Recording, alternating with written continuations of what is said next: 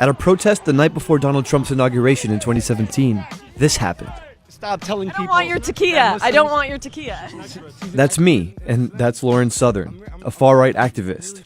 I didn't realize it at the time, but she's accusing me of being a liar because I'm Muslim. I'd never heard of the word taqiyya before. I've since learned that it's taken hold in anti-Muslim circles to mean deception, that any Muslim can lie to non-Muslims if it means advancing some hypothetical Islamic global conquest. It's often used like this. Everything that comes out of the mouth of a Muslim is a lie. To lie about anything within Islam to conquer a land. Either has no clue what he's talking about, or he's practicing taqiyya. The next time you're hearing something about Islam that just doesn't sound right, and it comes from the mouth of a Muslim, you're right. It's not right. It's a lie. It is taqiyya. They've convinced a lot of people. Just look at what's happening on Twitter. I wanted to know where this conspiracy theory came from, and whether or not anyone would even believe me if I tried to prove it wrong. My name is Ayman Ismail. To grow up Muslim means to grow up being feared. So I'm traveling the country to find out for myself if there's really any reason to be afraid of American Muslims. I'm a little uncomfortable standing outside this mosque in North Texas. Last year, hundreds of protesters gathered here for a demonstration against the threat of Sharia law. A threat that many people believe is brewing in secret. When I started to think about what the taqiyya accusations are really about, I knew I had to come to Texas, which has the country's largest Muslim population and also some of its most intense anti-Islam protests. Across town, there's an imam not much older than I am who's trying to do something about the misinformation about Muslims and how it's used to fuel hate. At age 31, Imam Omar Suleiman has earned a national profile as a voice for interfaith unity. He famously delivered public prayers alongside Barack Obama and George W. Bush after 5 police officers were killed in Dallas in 2016. A little over 2 years ago, he founded the Yaqeen Institute, a think tank designed as a resource for Muslims and non-Muslims alike who want to learn more about Islam and resist false narratives. I asked him if he ever thought twice about starting this kind of project here in Texas. Texas has 10% of the country's hate groups. What? Yeah, so Texas is where hate lives. Yaqeen is designed to confront this hate, not by taking on provocateurs directly, but by demystifying controversial topics for people, like jihad, sharia, and inevitably, taqiyya. Taqiyya is the Islamophobic way of portraying every Muslim as being inherently dishonest. That tactic has been used against Japanese Americans, it's been used against the Jews in Germany. If you can portray an entire population as being inherently dishonest, then you can portray them as being inherently dangerous. And when you can portray them as being inherently dangerous, then that means that policies that are not acceptable to any group of people on the basis of that fear are suddenly acceptable. And deceit is one of the most hated sins in Islam. Most Muslims don't even know the word taqiyya. They're hearing about it from others and they think it means hat because it does also mean hat. So I want to understand whether or not there is like a real version of taqiyya or a fake version of taqiyya, or is it all just something that was made up?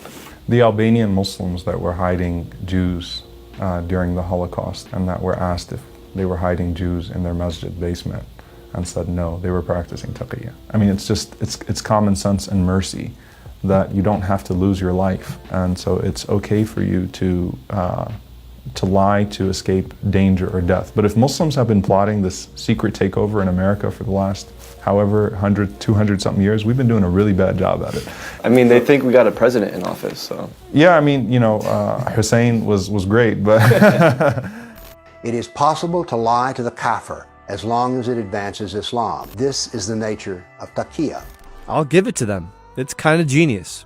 A majority of Americans say they've never met a Muslim, so it's easy for this kind of conspiracy to take hold. If Imam Omar is right about what taqiyya really means, then where did this idea come from? It's hard to pinpoint the exact moment, but I noticed one name coming up over and over in citations: Raymond Ibrahim. Raymond is an author and speaker who describes himself as a specialist on Islam. Look up some of Raymond Ibrahim's work. He's an expert on taqiyya. He believes the use of taqiyya is more widespread among modern Muslims than Imam Omar describes. To help me understand why, I reached out to Raymond. He agreed to talk to me via Skype. You go to the classical definition, Dar al-Harb versus Dar al-Salam, the Islamic world versus the non-Muslim world, which is a sort of classical juristic dichotomized worldview. Based on that, if the Muslim world must combat the non-Muslim world until it subsumes it, one way or the other. Anytime you're against a non-Muslim or a non-Muslim entity or whatever, and you want to do something that will empower Islam, lying is okay. We had a fairly nuanced conversation about taqiyya and similar concepts within Islam, though many scholars would push back on some of his claims. Taqiyya is, as we pointed out, at its heart about protecting yourself. Okay, so it's you almost want to say it's a passive doctrine. It's not something about going and attacking people and lying. But what I'm saying is people now have used it in the concept of we are in constant conflict with the non-Muslim, therefore I am justified to engage in deceit. It's possible to dig up references to taqiyya like Raymond describes, but they tend to be relegated to debates between scholars or rival politicians in other countries, not everyday Muslims. That probably explains why most Muslims I've talked to have never even heard of it. I wanted to know what Raymond thought taqiyya really means to American Muslims today. It's become a sort of code word or it's sort of captured the idea that Muslims are whenever a Muslim speaks about peace or friendliness or anything, he's lying.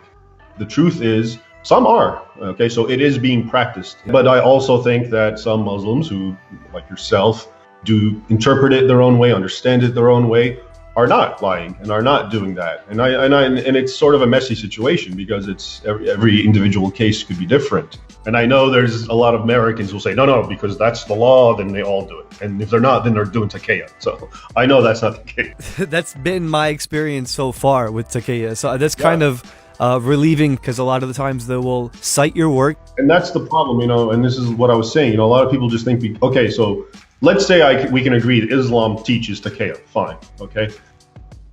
How people then jump from that to every single person who's Muslim or just named Muhammad or Ahmed is involved in taqiyya is stupid to me. Raymond really surprised me here. This doesn't sound like a man who believes in a secret Muslim caliphate waiting to take over America.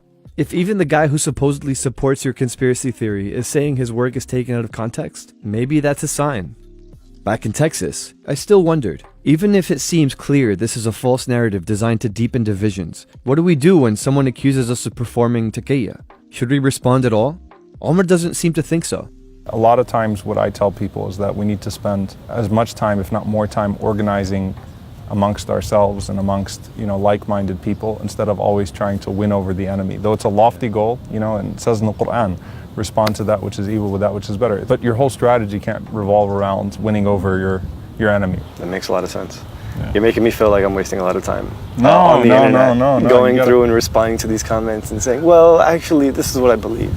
The thing is that when you have to say we belong, that means you don't belong. Every community tries to play the respectability game, but that's the point. Bigotry is not rational.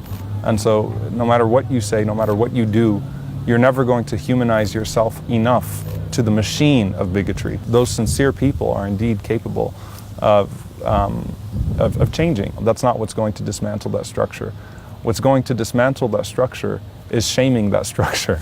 You're not even worried about the people who will say, oh, well, he's practicing taqiyya, and the second he gets a chance, his tune will change. No, I'm actually not worried about it at all. I'll be honest. I'm a little more worried than Imam Omar. I can't do anything online without taqiyya littering my mentions. And even if it can sow just a little doubt regarding my credibility, that's a win for the conspiracy theorists. It's disturbing that so many people can believe something so lazy. But he's convinced me that arguing will get us nowhere. The Imam might be right that this isn't productive, but I don't think I'll be able to keep myself from calling out people who try to accuse me of taqiyya. And I'll probably do that by sending them this video.